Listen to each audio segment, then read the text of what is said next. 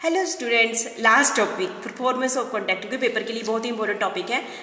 Last topic है ये आपका। अब आपने काफ़ी कुछ सुन लिया होगा, आप सोच रहे होंगे ख़त्म ही नहीं हो रहा है। परफॉर्मेंस ऑफ कॉन्टैक्ट बहुत बहुत बहुत ज़्यादा इंपॉर्टेंट, और वैसे भी ये चीज़ें आपके माइंड में वैसे भी होनी चाहिए कि एप्रोप्रिएशन ऑफ पेमेंट। मैं परफॉर्मेंस ऑफ कॉन्टैक्ट का लास्ट टॉपिक आपके साथ डिस्कस करने जा रही हूँ, appropriation of payment. Appropriation of payment, ठीक है, क्या होता है, ठीक है। तो करते हैं डिस्कस एप्रोप्रिएशन ऑफ पेमेंट। मैं आपको पहले बता दूं, इसको पढ़ने से पहले सब कुछ एप्रोप्रिएशन इसमें किसके पास राइट दिया है। जैसे कि आपको पता है, क्रेडिटर होते हैं, डेटर होते हैं। क्रेडिटर कौन होता है? जिसने पैसे लेने होते हैं। डेटर कौन होता है? जिसने पैसे देने होते हैं। डेटर ने पैसे देने होते हैं ना।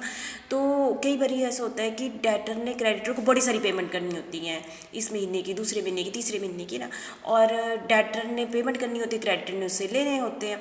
तो ये जो सारे जो भी अब मैं आपसे टॉपिक डिस्कस करूँगी, ये सारे बेनिफिट किसके लिए बनाए गए हैं? एप्रोप्रिएशन में जो रूल्स किसके लिए बनाए गए हैं, किसके बेनिफिट के लिए बनाए गए हैं? डेटर के बेनिफिट के लिए बनाए गए हैं, ठीक है। Whenever there are number of the debt, मतलब कि डेटर ने बहुत टाइप की, मतलब ना कि मैंने इस महीने भी सामान लिया था, इस महीने भी सामान लिया था, मेरे को 500 रुपये भी देना है, 600 रुपये भी देना है, 700 रुपये भी देना, बड़े टाइप के लोन लिए हुए हैं क्रेडिटर से, एक ही क्रेडिटर से बड़े सारे लोन लिए हैं। उस केस में debtor is given some special right. उस केस में यदि डेटर कहते थे बाई चांस, तो उसने 3 टाइप के लोन ले लिए, 400, 500, 600, और उसको 400 रुपये दे देता है, तो वो कहता है पहले वाला पेमेंट कर दी। पर मेन बात यह है कि उसमें डेटर ने क्रेडिटर को कहा कि मैंने पहले वाली पेमेंट कर दी, या उसने 400 रुपये दे दिए, उसने कहा कि नहीं, मैंने दूसरी वाली पेमेंट की थी, 500 में से 400 दे दिया, 100 रह गया। 400 में भी पहला स्टैंड ही है, अभी देना है। दूसरा 500 में से 400 दे दिया, 100 रह गया, और चौथा रह गया 600 रुपया, ठीक है। मतलब उसने इंस्ट्रक्शन दी डेटर ने क्रेडिटर को, तो वैसे ही माना जाएगा कि क्रेडिटर पैसा मान लिया, इसने इसकी पेमेंट कर दी। लेकिन कई यदि वो ऐसे नहीं करता है तो क्रेडिटर तो कभी सेटिस्फाई होगा ही नहीं कि मुझे कोई भी पेमेंट नहीं की है ना। तो इसके लिए डेटर को राइट दिए गए हैं। यदि डेटर कह देता है कि वाली पेमेंट मैंने ये वाली की, पहली वाली की, दूसरी वाली की, तीसरी, तो कोई प्रॉब्लम नहीं है। लेकिन यदि डेटर क्या होता है, चुप रह जाता है, साइलेंट रहता है, चुप रहता है, तो कौन सी पेमेंट माना जाएगा? इसके लिए रूल्स बनाए गए हैं। सेक्शन 59 से लेकर 61 तक रूल्स बनाए गए हैं। फिर भी एक टॉपिक एप्रोप्रिएशन पेमेंट, ये किसके बेनिफिट के लिए रूल्स बनाए गए हैं? ये डेटर के लिए जो पेमेंट करता है, क्योंकि उसने बहुत सारी पेमेंट्स देनी होती है क्रेडिटर को। कौन सी पेमेंट करनी है, उससे रिलेटेड रूल्स सेक्शन 59 से लेकर 61 में बनाए गए हैं। इंडियन कॉन्ट्रैक्ट एक्ट 1872 में बनाए गए हैं। ये बेनिफिट किसके लिए दिया गया? इसमें डेटर को बेनिफिट दिया गया है, ताकि उसके साथ क्रेडिटर धोखा ना करे। सबसे पहले सेक्शन 59 से लेकर 61 तक है हमारा section. Rule 1, appropriation bye debtor. Section 59, जैसे कि मैं मतलब डेटर ने इंस्ट्रक्शन दे ही दी, ठीक है। ये वो कैसे पे there are several debt owned by debtor to his creditor, मतलब बहुत सारे डेट है, जैसे 400 रुपये एक भी देना है, 500 रुपये भी एक देना है, 600 रुपये भी एक देना है, ठीक है। But the payment that the debtor make insufficient, मतलब कि वो कितना बनना था, 1500 रुपये बनना था ना इनका, वो 1500 रुपया नहीं दे रहा है, कम दे रहा है, ठीक है। इस केस में कौन सी पेमेंट मानी जाए? In case debtor can specially mention, but debtor करता है कि मैं 400 रुपये दिया, आप ये मान लो। डेटर कहता है मैं 400 रुपये दे रहा, आप ये मान लो। 400 रुपये रह गया, 500 रुपये रह गया, ये 200 रुपये रह गया। जो मैंने अभी 400 रुपये दे दी ना, इसमें से माइनस कर दो, क्योंकि वो इंस्ट्रक्शन दे रहा है, एप्रोप्रिएशन में डेटर दे रहा है, तो उस केस में तो ये माना जाएगा। और तो ये भी हो जाता है, ये उसने कुछ नहीं कहा, पर ये है कि इम्प्लाइड इंस्ट्रक्शन, उसे 400 रुपये देते, तो ये नेचुरली है, वो उसने कौन सी पेमेंट दी होगी, ये वाली पेमेंट दी होगी, ठीक है। यदि उसने 500 रुपये देते तो ये नेचुरली दिखाई दे रहा है कि उसने ये वाली पेमेंट दी होगी, तो क्लियर हो रहा है ना डेटर ने कौन सी पेमेंट दी है, बस इसमें ये कहना है। दूसरा है एप्रोप्रिएशन बाय क्रेडिटर। यदि उसने पेमेंट दे दी है तो क्रेडिटर अपनी मर्जी से मान लेता है कि उसने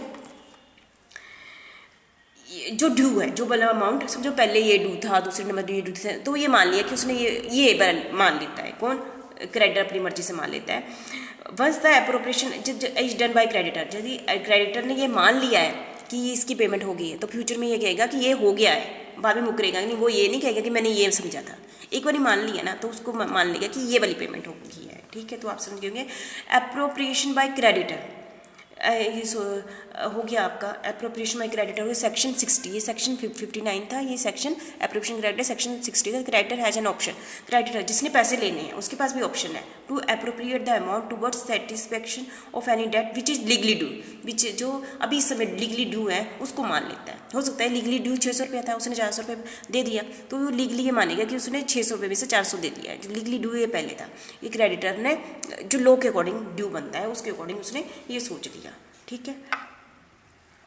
नेक्स्ट है एप्रोप्रिएशन बाय लॉ, सेक्शन 61 के अकॉर्डिंग, ठीक है। बाई चांस अब तो ना डेटर कह रहा है कि मैंने कौन सी पेमेंट की है, पहले 400 वाली की है, 500 वाली की है, 600 वाली की है, मतलब कि मैंने एक एग्जाम्पल लिया, वो 400 रुपये दे रहा है, ठीक है, पर पेमेंट उसने 400 भी देनी थी, 500 भी देनी, कौन सी मानी जाए। जब तो डेटर ने कह दिया ये वाली दी तो वो वाली मान जाएगी। यदि क्रेडिटर ने लॉ के अकॉर्डिंग समझ लिया, रूल्स के अकॉर्डिंग समझ लिया, वो वाली समझ ली। जैसे दोनों चुप हुए, कौन, डेटर भी चुप है, क्रेडिटर भी चुप है, तो किसको माना जाए। तो लॉ कहता है कि कौन से मान रहे, तो कहेंगे इक्वल। यदि उसने समझो 300 रुपये दे दिया, 400, 500, 600 रुपये देने थे, उसने 300 रुपये दे दिया, तो कोर्ट क्या कहता है, कोर्ट कहता है तीनों का 100 रुपये मान लो, तीनों का इक्वल अमाउंट मान लो। तो कोर्ट कहता है, लॉ हमारा सेक्शन 61 कहता है, यदि डेटर ने क्रेडिटर को जितना अमाउंट दिया गया है और उसने 3 टाइप की पेमेंट करनी थी, तीनों का इक्वल अमाउंट मान लेंगे। तो हम कहेंगे उसने 400 में से 100 रुपये दे दिया, 500 में से 100 रुपये दे दिया, 600 में से 100 दे दिया, अब कितना रह गया, 300, 400, 500 रह गया, ठीक है, इक्वल मान लेते हैं। यदि लॉ कहता है हमारा सेक्शन 61 कहता है, तो समझ गए होंगे आपका। Appropriation of principal and interest, है ना, यदि हमने उससे पैसे भी लेने थे और इंटरेस्ट भी लेना था, यदि तो मैंने कह दिया कि मैंने आपको पैसे दे रही हूँ ना, तो आप इसको प्रिंसिपल मान लो, इंटरेस्ट में बाद में दूंगी। या मैं उसको कह रही हूँ जो मैं आपको पैसे दे रही हूँ, समझो मैंने समझो लोन पर इतना इंटरेस्ट बन गया, ये भी 500 रुपया था, ये भी 500 रुपया था, और मैं उसको 500 रुपये पकड़ा रही हूँ, देने कितने थे, 1000 रुपये देना था, तो मैं उसको कहती हूँ आप इसको प्रिंसिपल मान लो, इंटरेस्ट में बाद में दूंगी, तो वैसा होगा। ये मैं ये कहती हूँ नहीं आप इंटरेस्ट मान लो, प्रिंसिपल बाद में दूंगी, तो ये ऐसा होगा। यदि उसने स्पेसिफाई कर दिया, उसने बता दिया कि मैं अब ये दे रही हूँ, ये बाद में दूंगी, ये मैं कह रही हूँ मैं ये दे रही हूँ, इसको बाद में दूंगी, मतलब बता दिया, तो वैसा समझाएगा। यदि उसने कुछ नहीं कहा कि मैं कौन सा दे रही हूँ, तो इंटरेस्ट को पहला माना जाएगा।